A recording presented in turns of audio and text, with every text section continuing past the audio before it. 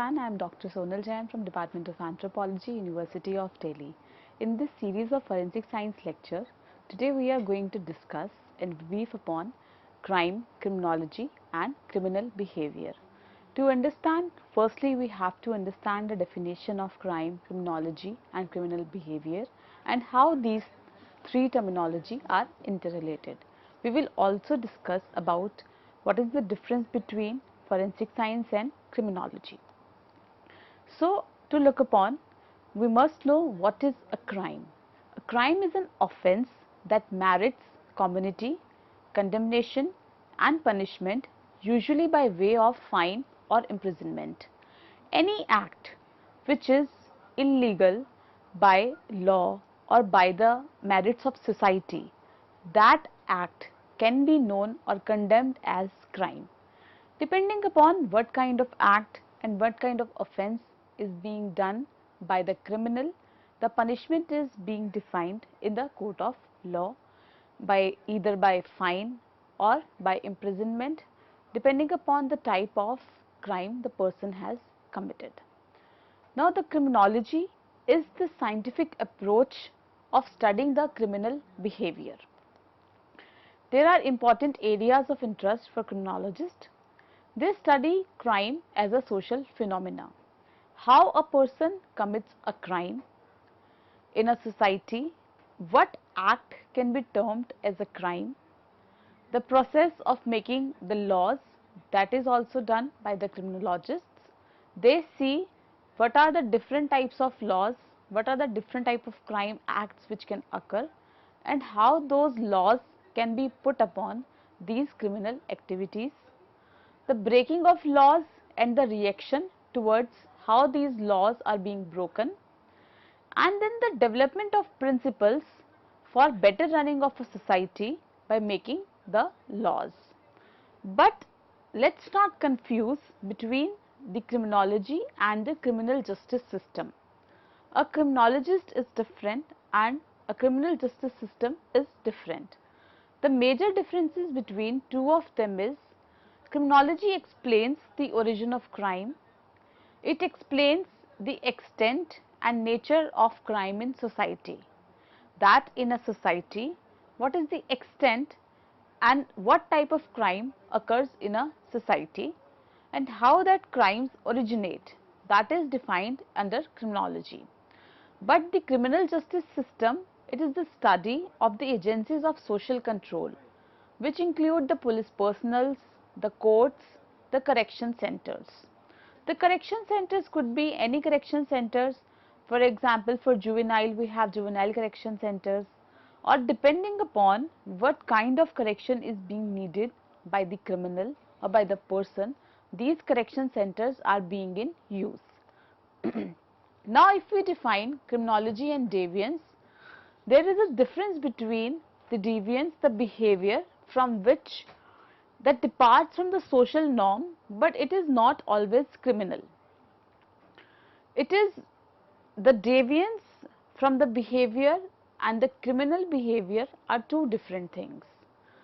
We say that a person is not behaving according to the norms, but that might not be a criminal activity. Although a crime is something which act deemed as socially harmful, if any other person is getting inflicted any pain, whether physically or mentally or monetarily, then that is included as crime.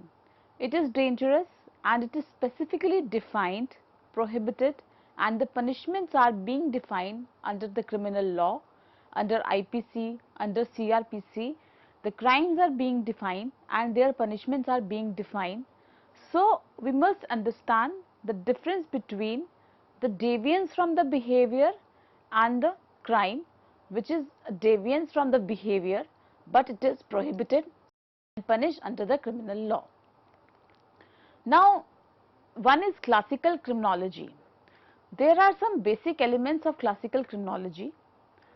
The classical criminology used to define that people have free will and criminal or lawful solutions, they need to meet the needs, and criminal solutions can be attractive. So, a person will not commit crime if they believe that the pain expected from the punishment is greater than the promised reward, and punishment needs to be severe, certain and swift to be effective. So a person who is committing a crime, he always look for and always weighs whether the pleasure he is getting from committing that crime is more than the punishment which he will receive after he will get caught by the criminal justice system. So a person who is committing that crime, he always measures and outweighs that the pleasure he is getting in committing that act is more than the pain he will get after he will receive the punishment from the law. That's why the punishments which are defined under IPC, CRPC, they are severe and certain, so that before committing any act, any person will think twice that I have to undergo such amount of fine or imprisonment in the jail, so that person thinks twice before committing an act. But the 19th century positivism, that was a new way to look at the crime that challenged the validity of the classical school. They say that the other areas of study, for example biology, chemistry, astronomy, scientists started using the various scientific methods for definition of crime, for defining of crime. They took this as a natural phenomena and carefully observed and analyzed this natural phenomena. Through this 19th century positivism, various theories came across that all true knowledge is acquired through direct observation. Statements that could not be backed up by the direct observation, they are kept as invalid. The scientific method as we use for our research findings, it includes the following steps. Firstly, the identification of the problem, that why that criminal is committing that crime. We need to collect data for the problem which we have identified, and then we have to formulate a hypothesis for the same. We need to conduct the experiments under the social rhyme, and finally after interpreting the results, we will get to know about the scientific methods for the reasons of that criminal behavior. There are certain reasons, biological, sociological, which lead some person to become a criminal or to behave in such a way that he will create or do a criminal act. So the biological positivism, it shed light on two facts, that there are persons who are physiognomists and there are persons who are phrenologists. So physiognomists, they studied the facial features of the criminals to determine whether the shape of ears, nose, eyes, they were associated with the antisocial behavior.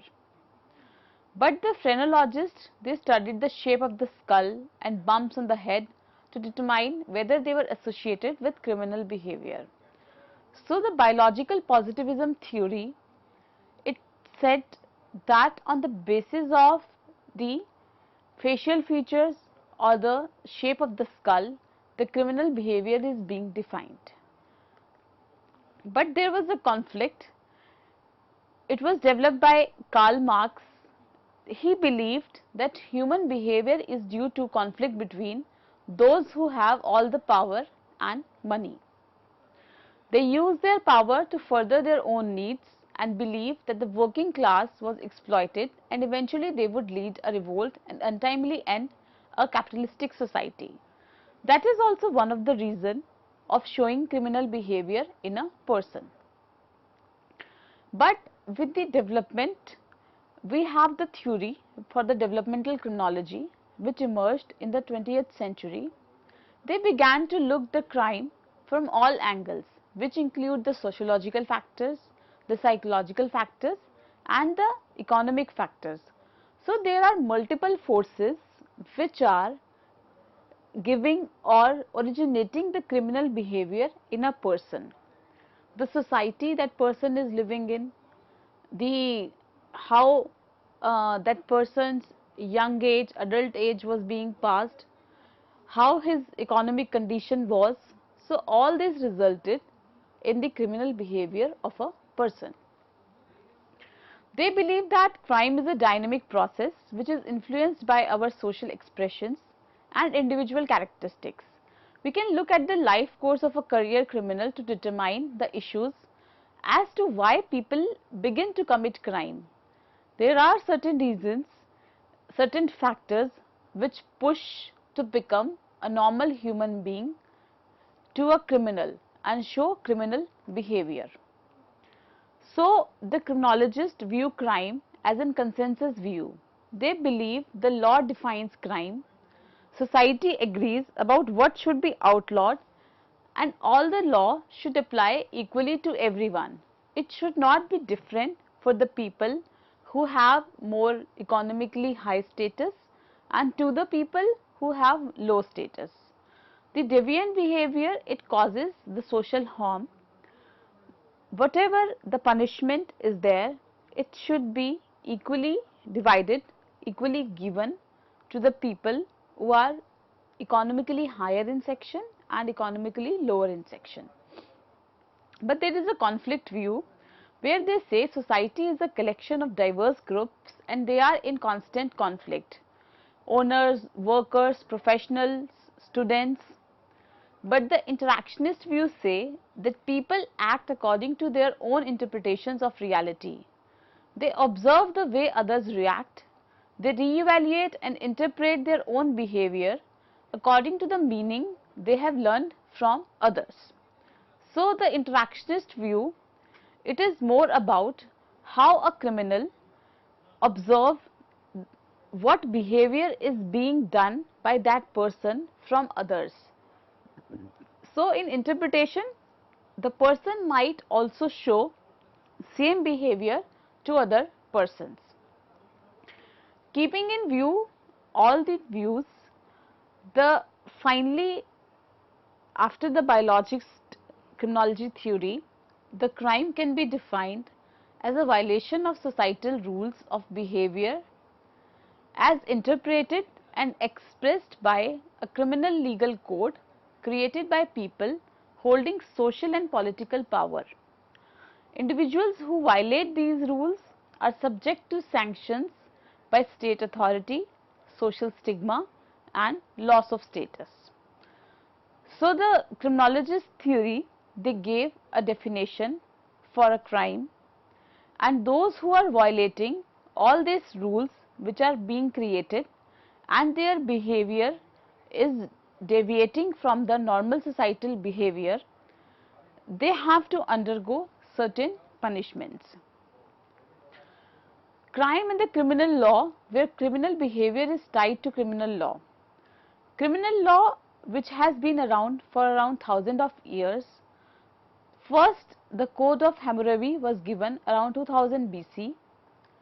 It is based on retribution, that an eye for an eye, a stone for a stone. So, the first written criminal code which was there around 2000 in BC goes with this code. The Mosaic Code says the laws of the Old Testament, including the 10 Commandments, which is the foundation of Judaism and Christianity. Mosaic Code is also the basis for the US legal system. So, the Old Testaments, the 10 Commandments which are being defined, Mosaic Code, they define the punishments. It is different from the previous code which says if a person has killed your sister, you should kill their family. So, an eye for an eye was not a valid punishment for showing criminal behavior by persons. Therefore, the evolution of criminal law was needed. Criminal law is constantly changing and it should change as per the society is progressing. Some acts are being decriminalized while other penalties are increasing. They must always reflect social values and contemporary issues and problems. That's why there is a need for change and evolution of criminal law, because the contemporary issue and problems might be different from those contemporary issues and problems which were there hundreds of years ago or 200s of years ago.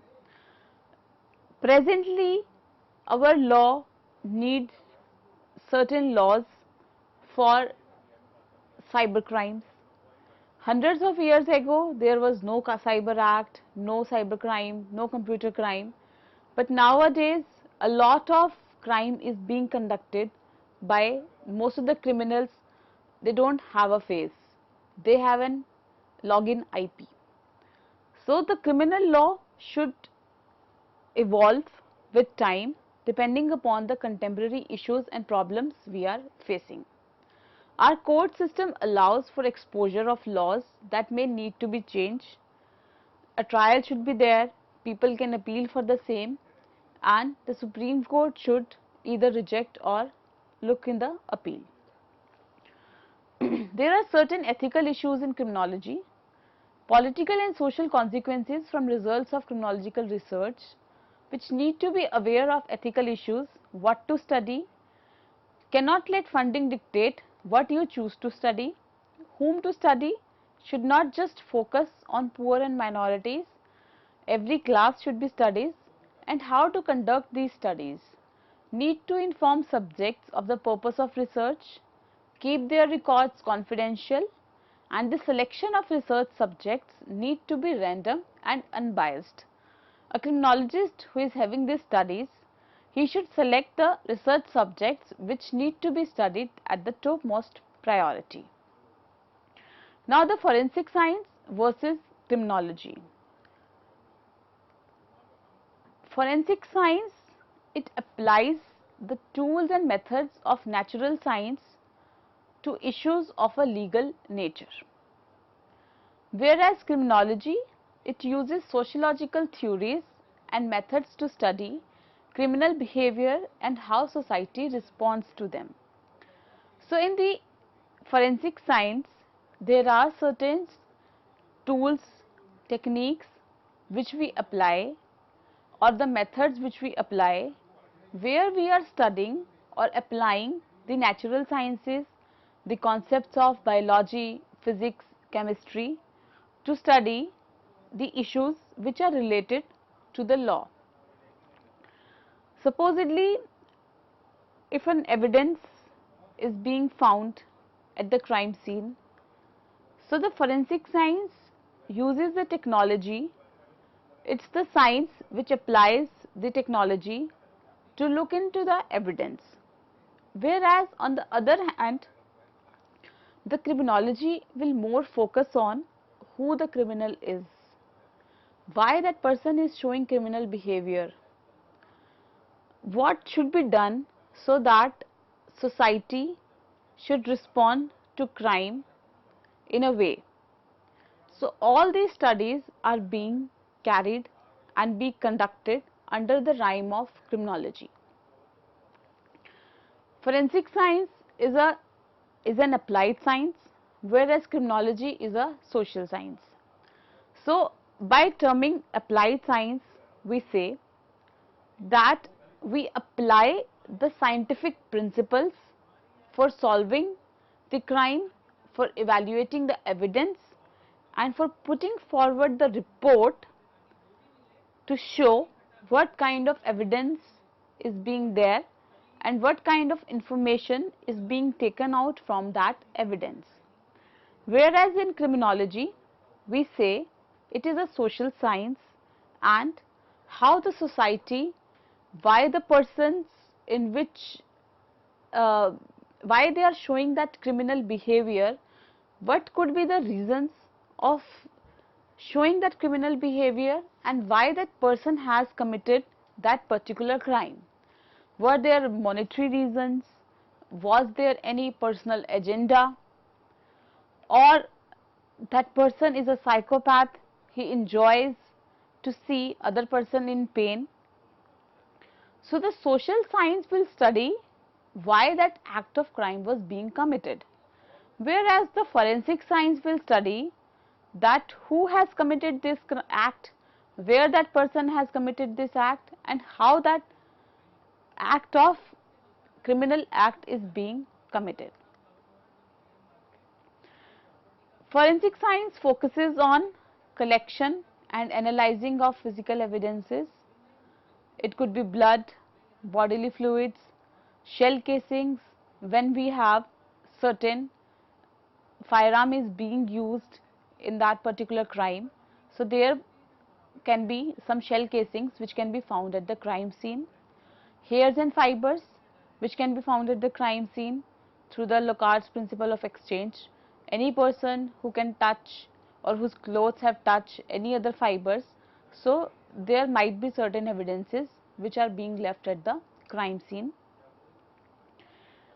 So the forensic science, it will analyze that evidence and will help in solving the crime, answering the 5 W's and 1 H: who, where, what, why, when and how. But criminology will answer, it will seek to explain the crime itself. What made that person to commit that particular crime? So the goal of forensic science is to solve specific crimes by using scientific techniques, and the role of criminology is to develop theoretical framework to explain criminal behavior.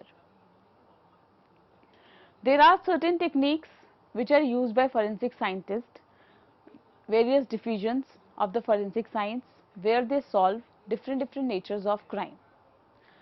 Whereas the criminology, which is being a social science, a theoretical framework is being developed and the criminal behavior is being explained in that framework. Forensic science deals with criminal law as well as civil law.